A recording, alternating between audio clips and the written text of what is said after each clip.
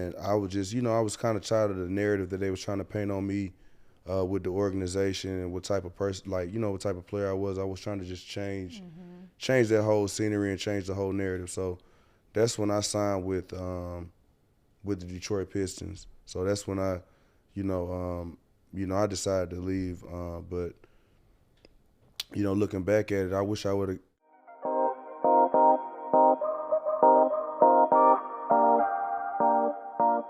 What's going on, everybody? It's your girl JQ, sports PR manager and personality. And it's your boy Spoon, man, high school basketball coach, sports junkie, just really trying to figure this thing out. And you are now locked into another episode of the Counting Me Out podcast. Counted Me Out podcast. Hey, but look though, because it's dope in here today.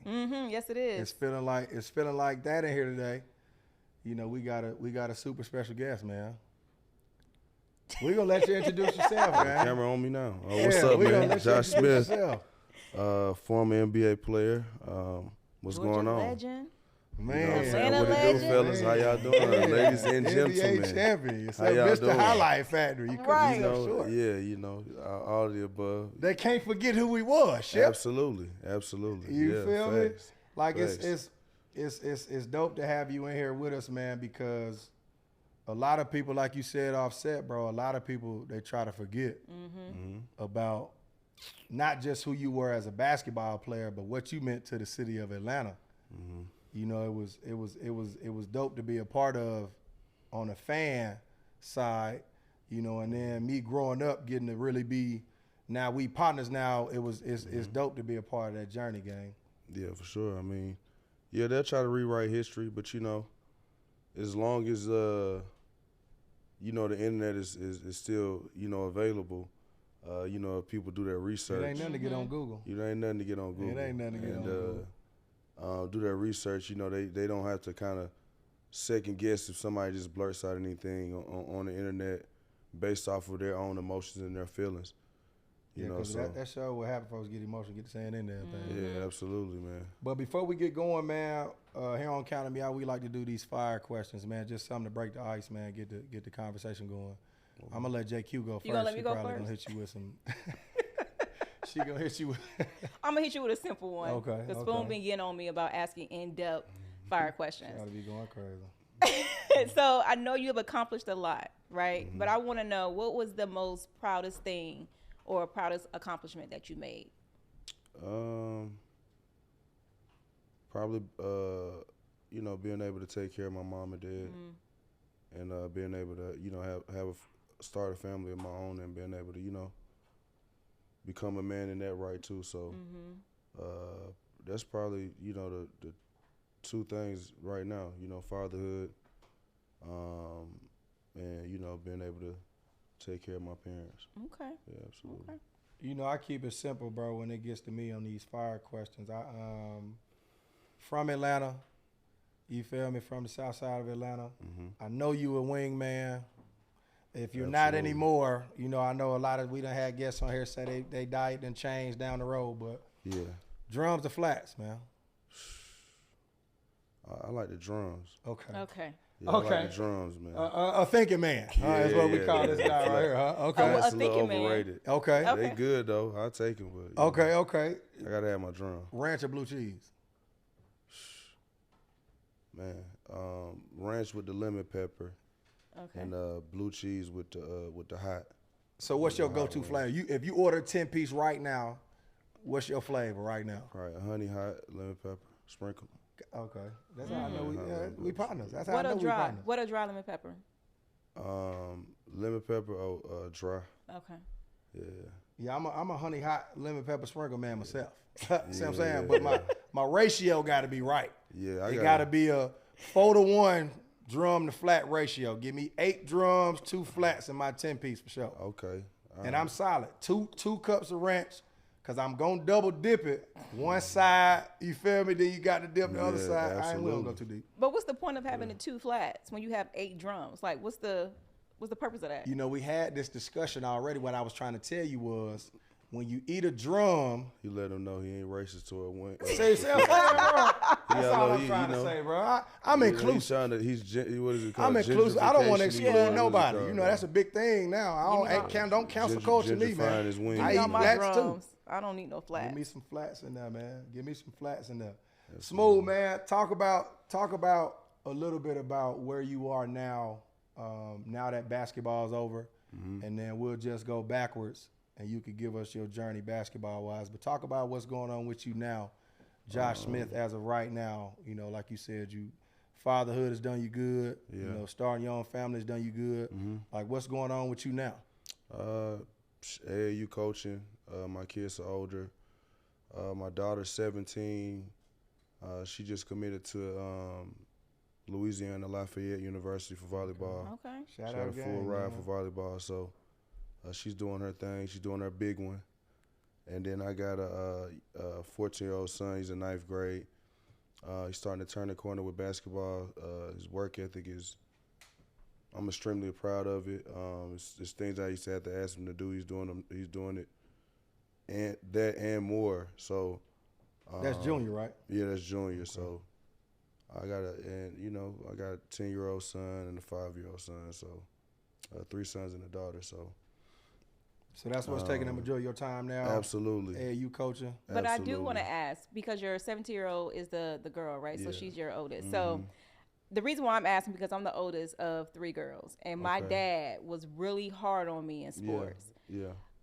Did you try to force her to play sports, or do you think it just came naturally? She just loved playing. I kind of like made her pick one. Okay. You know what I mean? I wasn't really like, I didn't want her to play basketball because I know how like intense that is and how much conditioning. So I was just like, she was real girly. So I'm like, maybe like, I'm not saying that sport is a girly sport at the watch. It's very impactful. They get up. It's very explosive and fun to watch. But I feel like, volleyball would be a good avenue for her. She would be tall. And I guess, it worked out. Yeah, my dad didn't give me no. Well, see, I played volleyball and basketball. And when I look back, I wish I would have played college volleyball. Okay, yeah. So I'm just trying to encourage her to stick with it, you know. So, at that age, 17, it's a lot of distractions. She want to talk to boys. And she want to hang out with her friends that's not playing volleyball. Yeah. And which is okay, but I'm trying to teach her to do that in moderation. You know what I'm saying? Balance, yeah, balance. But she's a Libra, so hopefully she learns the art of her sign and balance everything out. Yeah. Hopefully she balances everything. I don't know, but shout out to the Libras. Right now she's trying to figure it out on her. But I'm giving her room to figure it out. As a father, but I'm still hard on her when it comes to sports. Yeah. About how dedicated and how locked in you have to be. How is it being on the other side of the ball? It's cool.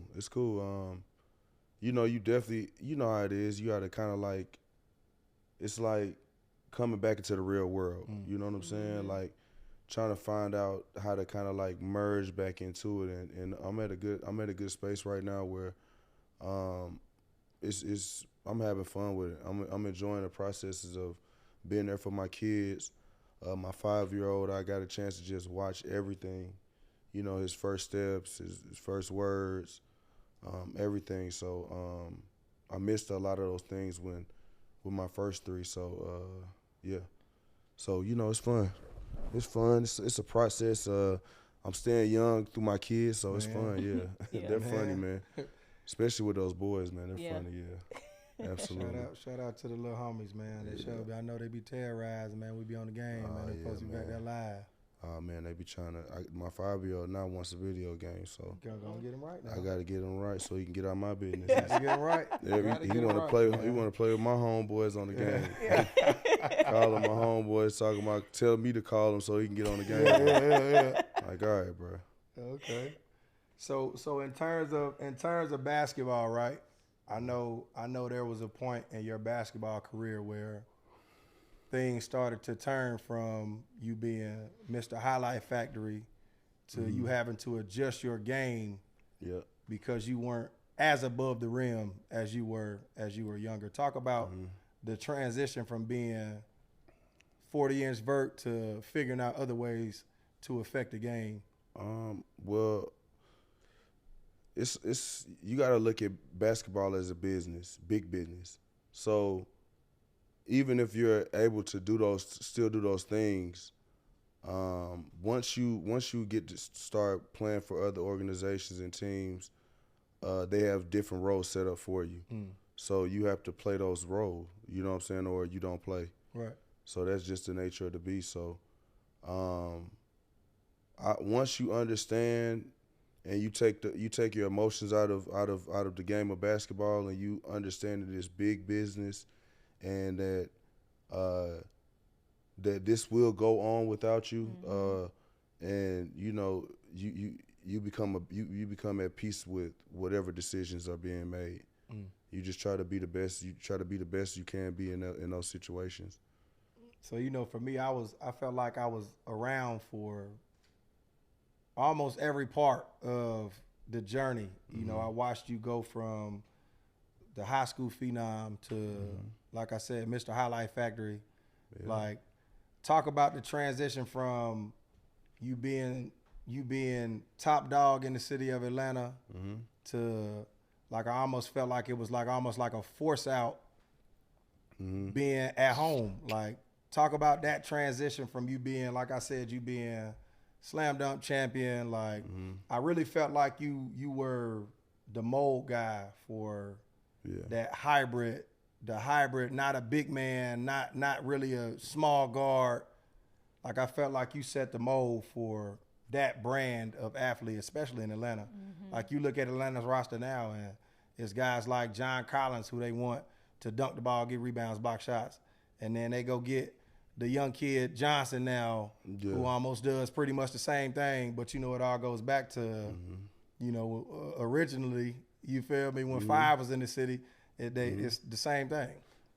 Yeah, I mean, I kind of felt like I played 9 years for the organization, and I was born here, born and raised here. I just wanted to experience something different. So when I became a free agent, I decided to leave. You know what I'm saying? It wasn't like a force out, or they was like, you got to leave. Me and Danny Ferry had a respectful conversation. He was the GM at the time. And I was just, I was kind of tired of the narrative that they was trying to paint on me with the organization, and what type of person, what type of player I was. I was trying to just change that whole scenery and change the whole narrative. So that's when I signed with the Detroit Pistons. So that's when I decided to leave. But looking back at it, I wish I would have seen what Budenhauser was gonna do, because they said a lot of my old teammates like Jeff Teague, Lou Will, guys that experienced him, they was like, you would have really loved him. So it was a long time until I got Larry Drew was a really good coach for me after Mike Woodson, and then I had I would have to say Kevin McHale was probably my favorite in Houston. So it's like, it's rare that you're gonna really super like your coach, but you know what I'm saying, as long as he's motivating you and pushing you to be the best version of you, that's all that really matters. You know what I'm saying? As a competitor, bro, you respond different to those coaches that can push them right buttons. Yeah, absolutely. And get you to play hard. Bud coached me in San Antonio. I was in San Antonio. Okay. He was still under Pop at the time. Bud was in San Antonio with me, man. Shout out Coach Bud. Yeah, I heard he was a really good coach, though. Really good head coach. From some guys in Milwaukee too, so it was consistent. So I was like, if was a fifth though. Yeah, for sure. I went to Detroit and made the best out of that opportunity. How was the Motor City? Did you like that up there? It was cool. Cold up there, bro. It was cold, man. Big adjustment. It was cold. Big adjustment. It was like one of the worst summers in Detroit when I got there. Probably since the 70s. And it snowed pretty much every day. Man. And they were just scooting it to the side of the road, and it was like mountains of snow to the ceiling, like to the ceiling, like you can imagine. I'm like, man, we not calling. You remember it snowed in Atlanta, man. We got half an inch. I laughed at it because that was I laughed at it. I'm sitting there. I'm calling practice some days like, man, I gotta come in. They like, man, hell yeah, bring your ass in. I'm like, well, shit, somebody come get out my get bro. me. Come pick me up, man. I'm not driving in this. So I had a couple rides from the team come pick me up because I was not driving. Mm-hmm. I was too nervous. Yeah. Like an inch of snow has shut the whole. You know. Come on, bro. Yeah. That's why I said in Atlanta we got half an inch, man. Them folks down. shut 85, 285, everything was shut down, man. It was good, but then Stan Van, when I got there, we played like half a season. Then Mo Cheeks got fired, and then his assistant coach was our intern coach. So finished the season out with him, and then at the end of the season, they fired the GM that brought me in. See, this is how the game works.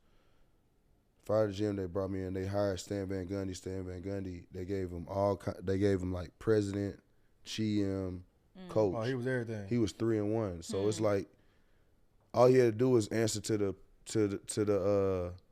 owner. You know what I'm saying? Like, so what can the president tell? Like, if you're the owner, what if I'm the how can I tell you about what the GM is doing if I'm the GM? You know what I'm saying? Right. What can I tell what can I tell the president as a GM? What can I tell the president about the coach if I'm the coach and the GM? I ain't never heard of that. You get what? Nah, because Popovich was that was Popovich. Popovich started that. I don't understand how you got enough time. First of all, it's saving money for the organization. And it's like, it's a copycat, league. So just like the NFL, once they figure out they think that something's gonna work, they feel like everybody can. We gotta jump on it. Just like that whole Steph Curry wave, and they found out, damn, it's just one Steph Curry.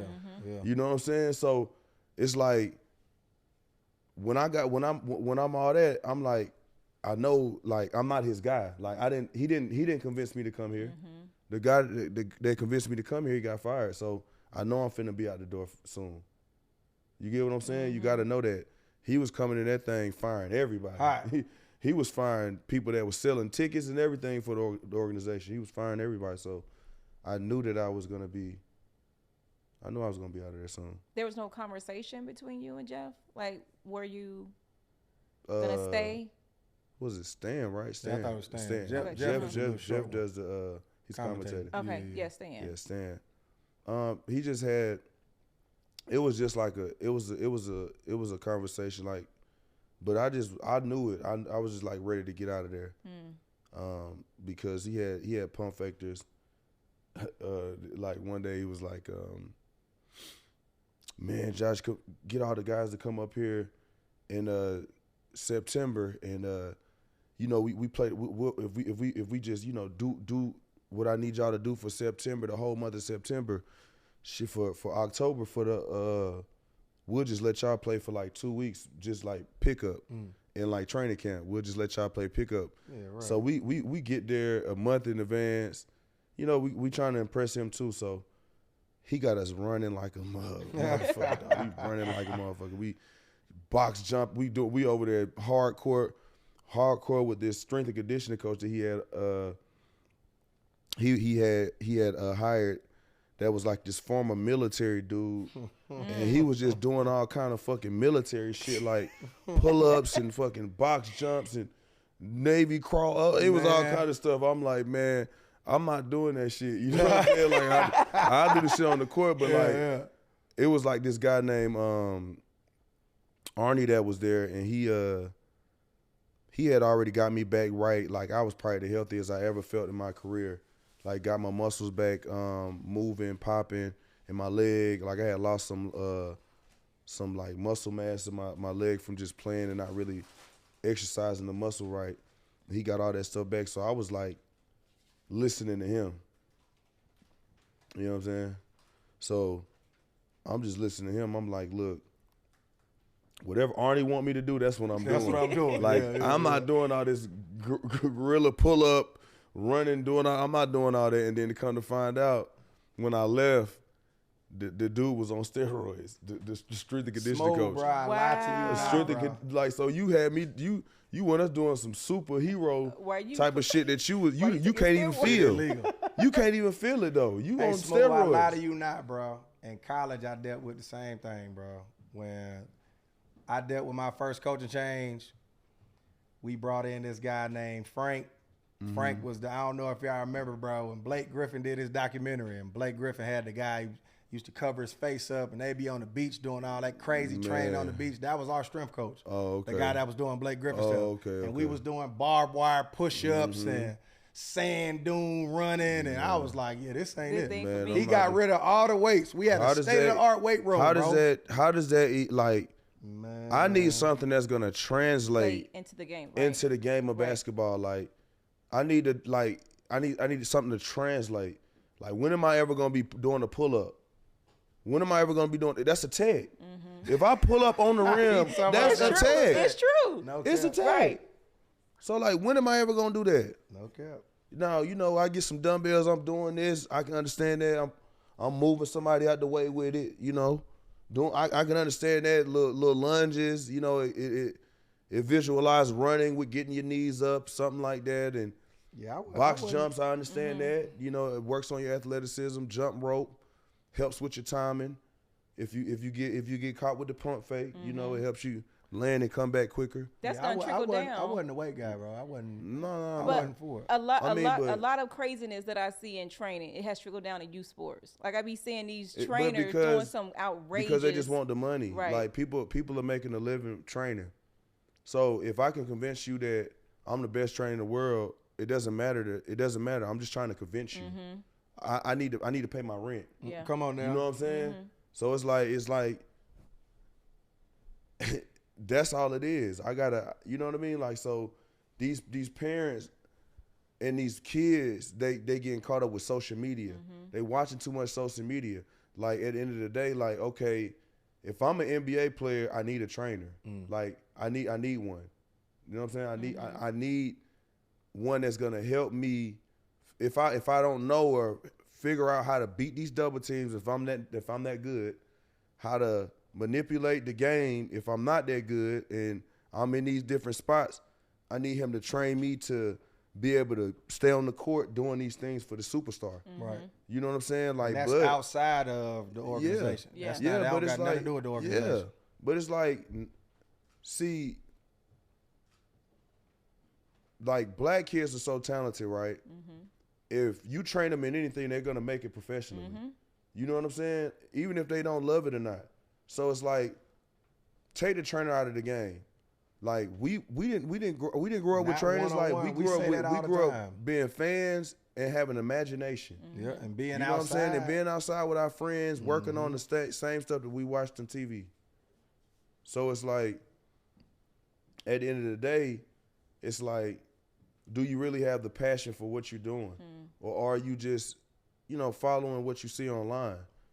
You know what I mean? Like, because that's why so many talented players, it's more skilled players than it ever was in the game. But like somebody, I forgot who said this, like, but they're not smarter. They're not smarter than how we was playing. And now you can kind of tell, like, who's the best player. You couldn't even tell back in the day because everybody was playing so hard, and it was like people was at war with each other. You know what I'm saying? Like you said, bro, social media puts such a damper on, like, the dirty work. Yeah. Because people get online and they see the highlight tape. Yeah. And they see this guy who's been putting in hours and hours and hours of work behind the sings that they don't see. Yeah. And I want that. So this is what I'm gonna go to this guy. Online. Yeah. I don't want to see that shit. If you really love the game of basketball, you gonna be in that bit crying during the workout. You gotta work, bro. Like, it's gonna be hurt. It's gonna hurt some days that bad when you young. Like, not when you older, like you know how to, like, mentally get through it. But like, when you young, you dizzy, you about to pass. You feel like you about to pass out. Dry. You're crying. You You know what I'm saying? Like, it's some days where it's like really like that. Yeah. So it's like if you could show me what you doing every day, that's you doing enough. You editing that shit. You just edit it, and you're not really working that hard. Like you said, you're not really putting the work in. Yeah, I can't remember who I was watching, bro. I know, I think it was JJ Redick. JJ Redick on his podcast talked about how zone and youth sports is tearing kids up because they don't know how to guard It's anymore. not even in youth sports though. It's in high school. Yeah. These high school coaches, if they got kids that can't play man-to-man defense, they put them in zone. They do it in college, but it's like shit. You got to teach these guys gaps. Yeah. Yes. Like, cause at the end of the day, nobody can really just play man-to-man defense by themselves with a guy with multiple dribbles. Gotta have help. Like that's unfair. You gotta have gap fills. You gotta show a guy really how to talk. You gotta have guys in space, in positions. You gotta know tendencies with other players. Like these coaches just want guys that are ready for what they need them for. Yes. Yep. When we were growing up, our coaches developed us. Yeah, Right. absolutely. Players And that we missing in today's became sports. down the Right. line. Yeah, because they challenge us, and guess what? All of our teammates, they were go getters. You got AAU teams where it's only two good players. You know what I'm saying? Yeah, and everybody. AAU. So how can you get that other guy better if you got 10 guys on the team and 2 of them are all-stars, superstars? Too big of a drop off. Yeah, it's too big of a big drop of a off. drop-off from 1A to 1B. What like how are they gonna get? How is iron gonna sharpen iron? So do you feel like, well, this question is for both of you guys. So do you feel like high school coaches need to put more time into developing these kids so when they get on the AAU I mean, platform? what are you doing though? Like as a high school coach, what are you doing? Isn't that your job? Like, what are you doing? You be having 3-hour practices, 2.5-hour practices. What are you doing? Like, are you breaking that shit down? Are you saying I'm gonna have 30 minutes of development? I'm gonna have 30 minutes of weightlifting. We're gonna go 30 minutes of breaking this offense down.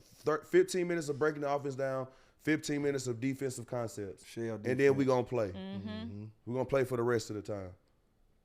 Why is that so hard? You know, why is it so hard? You got to go back to like I don't even want to say passion, but that's the first word that comes to mind. I agree. Like it meant something to our coaches growing up, so that they came to practice and it was like all right, y'all, like this is what we doing. We defensive sliding, we working on getting rebounds, we working on boxing out, proper position defensively, and that stuff translates. But now you get, and it's let's do 3-on-2, 2-on-1 for 10 minutes, and then let's do this for 10 minutes. Transitional drill. Yeah, like there's literally no time set aside to actually develop your team. Like, and on every team, there's different guys. Like, you can't work out on the same stuff that he work out on, and he can't work out on the same stuff that he work out on. Like, you really got to take your time, especially in off seasons, pre-seasons, down seasons. Like, you really got to. Said though, to piggyback on all this though, it's this training shit that's giving these coaches an out for not being not developing these kids. Yes. Okay. It's these trainers that's letting these, like, giving these coaches excuses for not developing these kids. Yes. Well, I'm gonna let him go with the trainer. Yeah, no. Everybody gets a trainer. Why he ain't training? Why he's not training? Why he's not getting trained? Yeah. Why he's not with the trainer? Hey, Coaches look, I got a trainer trainers. for you. I got a trainer for you. Hey, you want to know? It's funny to hear you say that because I know you dealing with that right now. Like you got older kids that are really trying to come into their own, and they're fortunate enough to have you feel me, somebody that went through them trenches to really point them in the right direction. But everybody doesn't have that luxury. Yeah, absolutely. So give these people that's watching, that's tuned in, just a little piece of advice about that aspect in particular, about dealing with the training part of the development stage of basketball. Like, because I know, like you just said, coaches are like, well, why doesn't he have a trainer? Or who is this trainer? Who is he training with when he's not in here with us? And it's like, Get these people a piece of the game, bro, because it has to be falling on deaf ears coming from people that haven't been there. Like as far as like telling them what the coaches or like how to approach that aspect of high school sports now. Like I say, you're dealing with that, and even with your daughter, like you're dealing with really having to grind and develop to get your skill set right. Yeah. But does that come from you trying to find a famous trainer on Instagram? I kind of feel like high school basketball needs to eliminate the district thing. Go a little bit deeper. So if you play in the district, you got to play for this certain high school. Yeah. I feel like they need to eliminate that. I feel like because it'll help compete with these prep schools. Yes. It'll help compete with the Mount Verns. It'll help compete with Oak Hills. I hate to say it, the Oak Hills. You know, the Lou Highs of the world. It'll help people stay in the state of Georgia. Balance. And it'll create balance. That's all, you know, I don't know if you saw Nike's doing the EYBL I heard high school where all the top high schools are going to be. Yeah, but that's what I think Oak Hill's in that. Yeah, they're not even dealing with. I'm not dealing with none of y'all no more. I'm only going to play Mount Bird, Oak Hill, IMG. It's like 20 It's like 20 teams right now. It's like 20 teams right now. And how you feel about that? I feel like it's dope. Yeah. I feel like it's people need to wake up, man, and understand what basketball is doing for society. It's big business. It's big business. People are making more money. They about to start guaranteeing this NFL stuff. I bet you. Once they started, like Deshaun Watson, he made history. Had to. He made history by guaranteed money. I need that. And like, who else is getting guaranteed money? They'll give you a signing bonus. Not the whole contract. Not the whole thing. They give you a little piece of it, might be guaranteed. Money man. The whole man thing. got the whole thing. You know, so you got to look at it like that. But this whole, like, at the end of the day, you got to really, when you look at this whole training situation, right? Do you, like, when you see parents taking these kids who are really not like skilled or something like that, they're taking them to these trainers. Do you think that they're living through their kids? Hey, you know, I had, like, if they're not that good, I had a kid that was like right that. away. Because sometimes I would train. If I'm gonna take my kid to the trainer, he done had to show me some shit. Right. He done had to show me, like, oh, he can dribble by himself. Yeah. He got, he doing a little 1-2, laying the ball up. I'm like, oh, okay, I can work with that. I can work with that. Yeah. See, I had a kid. But you got kids coming in, they 9, 10 years old, dribbling the ball like this, like, you know what I mean? Yeah. So and again, that goes back to you saying I got to get my rent paid. Like, that wasn't a thing for, like, we didn't have that aspect wasn't around. So a lot of the people that, I'm not mad at the trainer for taking advantage of that though. Because, like, as a parent, what are you doing? Yes, that's my biggest thing. Yes. You know he sucked. I can't say that, but yes. But I'm just saying though. Yes. No, you're right. You're right. And again, that's not a knock on you trainers. Don't think we're trying to knock y'all hustle. What I'm saying is, I'm not knocking y'all. Y'all got to keep it a brick with some of these parents, man, because you stealing money. Yeah. If the end goal isn't to develop the kid in the first place, it's not for your kid to get better, then don't do it. And then don't set unrealistic expectations. If the kid can't dribble, then set a realistic milestone. And in your training, give yourself some time. All right, cool. I'm going to give myself 6 months. If I don't see no results, I'm going to tell these folks, look, hey, I'm not the guy. I'm not the trainer for your son, your kid, because he's not getting better. Yeah. That's it's a direct reflection of your work that you're putting in, and that goes back to I got to keep going back, bro. If you're training, like, kudos to you if you training and it's translating, right? But if you training it and it's not translating and it's taking forever to translate, what we doing? You might need to find another trainer. What are we doing?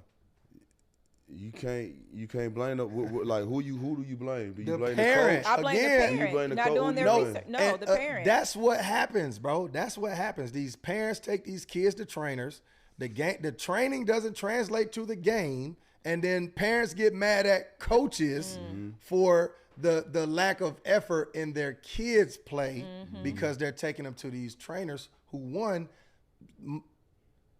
I'll say some, I don't want to be disrespectful. Some of these trainers just have no clue. Right. And when they're training the kid, that's why coaches get the kid, and now the kid doesn't have a clue. So instead of us really trying to develop what our team as a unit, we really got to go back to, hey, you really don't know how to help weak side. Or you really don't know how to box out your guy to get this rebound. I'm frustrated at you for not getting. You don't know this because you're not working on it. You've never worked on it before. It's different now, man. It's a different breed of kid we're dealing with now. Man, I'll be watching some of these games, man, and a kid will be playing the whole quarter and ain't had done shit. Won't even know right there.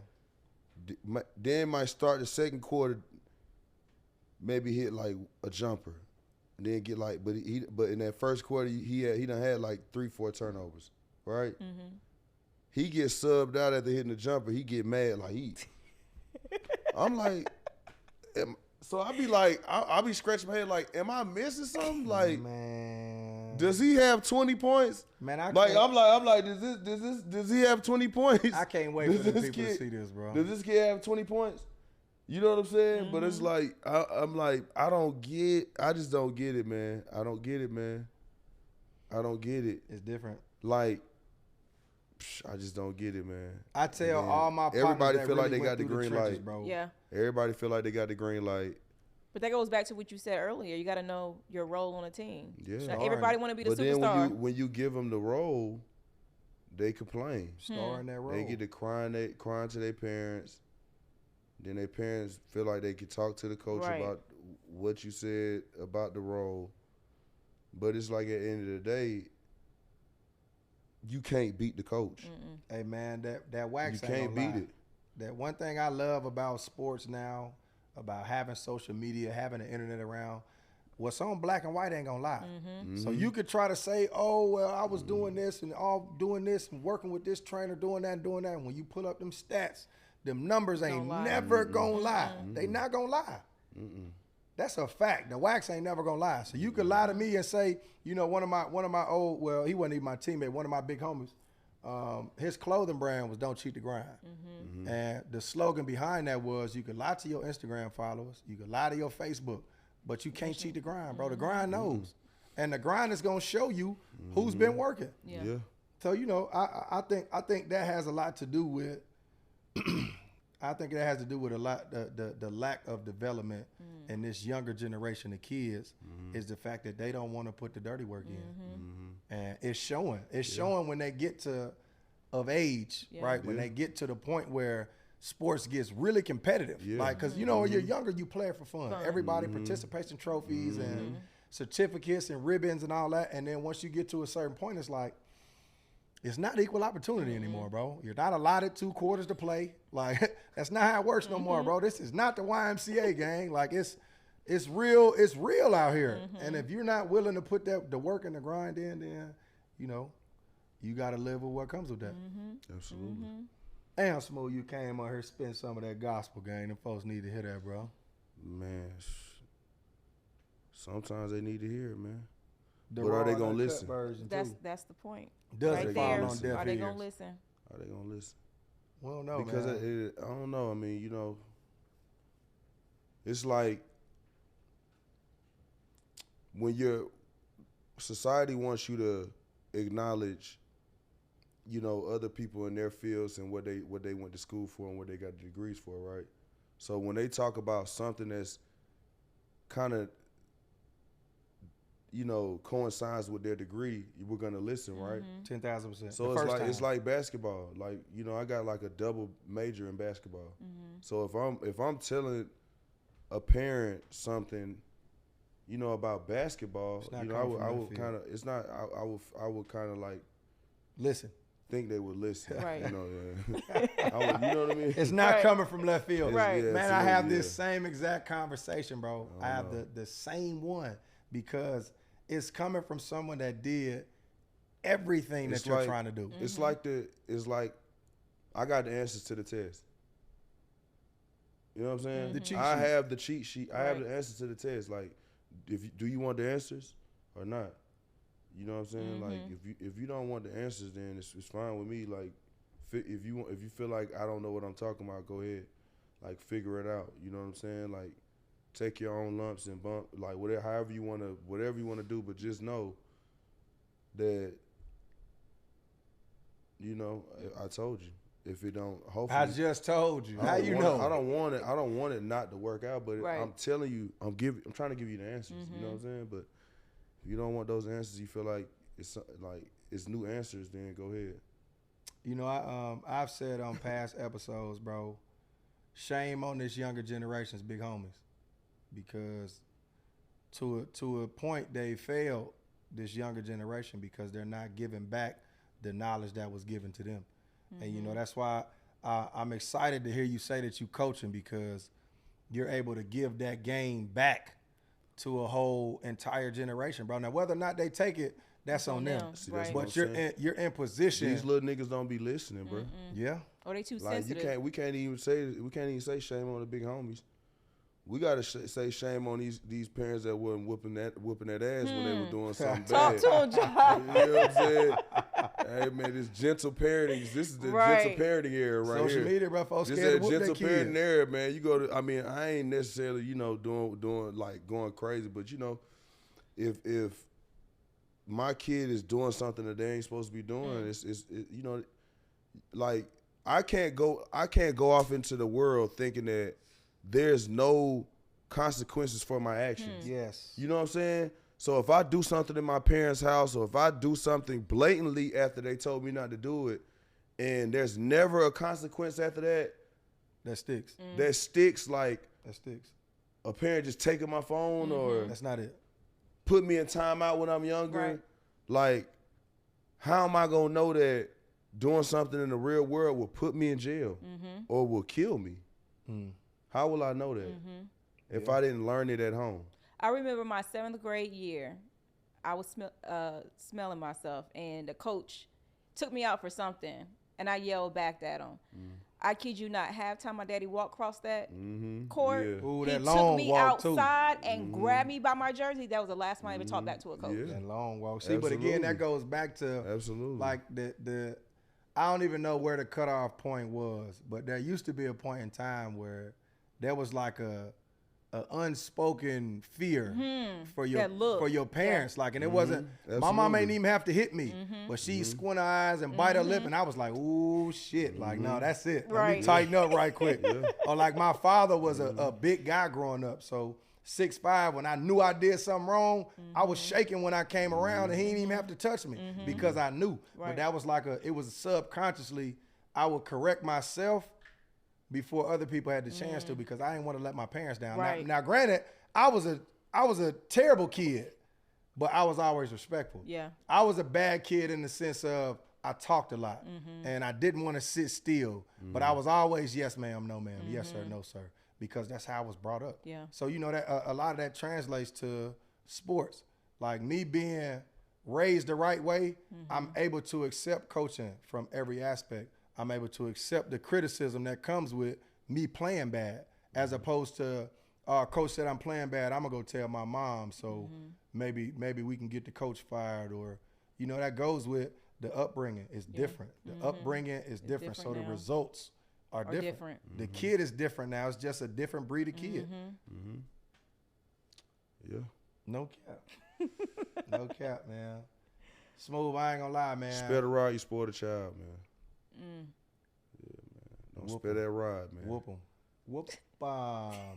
Hey, man, it was great to have you on our show, man. We gotta get you back, though. It was an honor. It was an honor, man, to get you on me. here, just hearing the gospel from you, man, because there's somebody that needs to hear that. You know, there's always somebody that need to hear that, man. So, again, we appreciate you coming on, man, on Count Me Out podcast. Your flowers from the Count Me Out podcast, from every accomplishment that you accomplished. Thank you. And like we said earlier, man, much success to you and your future endeavors, man. This is your boy Spoon. And this is your girl, JQ. And it's another episode of Count Me Out. And we're out.